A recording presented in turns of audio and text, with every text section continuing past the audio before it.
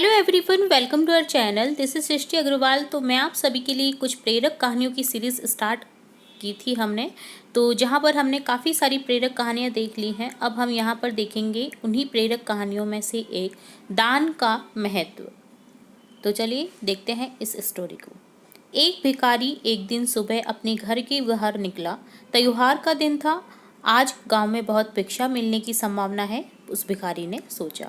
वो अपनी झोली में थोड़े से चावल दाने डालकर बाहर आया। चावल के दाने उसने डाल लिए हैं अपनी झोली में, क्योंकि झोली अगर भरी दिखाई पड़े तो देने वाले को आसानी होती है। उसे लगता है कि किसी और ने भी दिया है। सूरज निकलने के करीब है, रास्ता सोया है, अभी लोग जाग ही रहे हैं। मार्ग पर आते ही सामने से राजा का रथ आता हुआ नजर आता है। सोचता है आज राजा से अच्छी भीख मिल जाएगी। राजा का रथ उसके पास आकर रुक जाता है। उसने सोचा, धन है मेरे भाग्य, आज तक कभी राजा से भिक्षा नहीं मांग पाया, क्योंकि द्वारपाल बाहर से ही लौटा देते हैं। आज राजा स्वयं ही मेरे सामने आकर रुक गए हैं।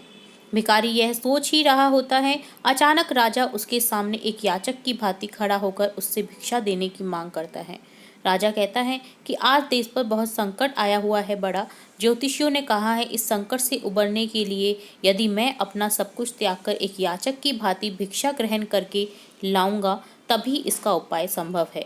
तुम आज मुझे पहले आदमी मिले हो, इसलिए मैं तुमसे भिक्षा मांग रहा हूँ। यदि तुमने मना कर दिया तो देश का संकट नहीं टल पाएगा, इसलिए तुम मुझे भिक्षा में कुछ भी दे दो।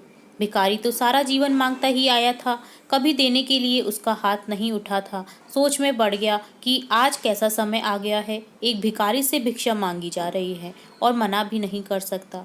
बड़ी मुश्किल से एक चावल का दाना निकाल कर उसने राजा को दिया।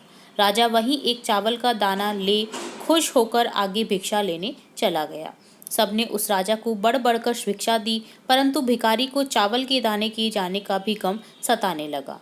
जैसे तैसे शाम को वह घर आया। भिखारी की पत्नी ने भिखारी की झोली पलटी तो उसमें उसे भीख के अंदर एक सोने का चावल का दाना भी नजर आया।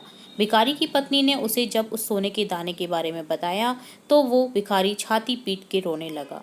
जब उसकी पत्नी ने रोने का कारण पूछा तो उसने सारी बात उसे बताई। उसकी पत्नी ने कहा, तुम्हें पता नहीं कि जो दान हम देते हैं वही हमारे लिए स्वर्ण है, जो हम इकट्ठा कर लेते हैं वो सदा के लिए मिट्टी का हो जाता है। उस दिन से उस भिखारी ने भिक्षा मांगनी छोड़ दी और मेहनत करके अपना तथा परिवार का भरण पोषण करने लगा।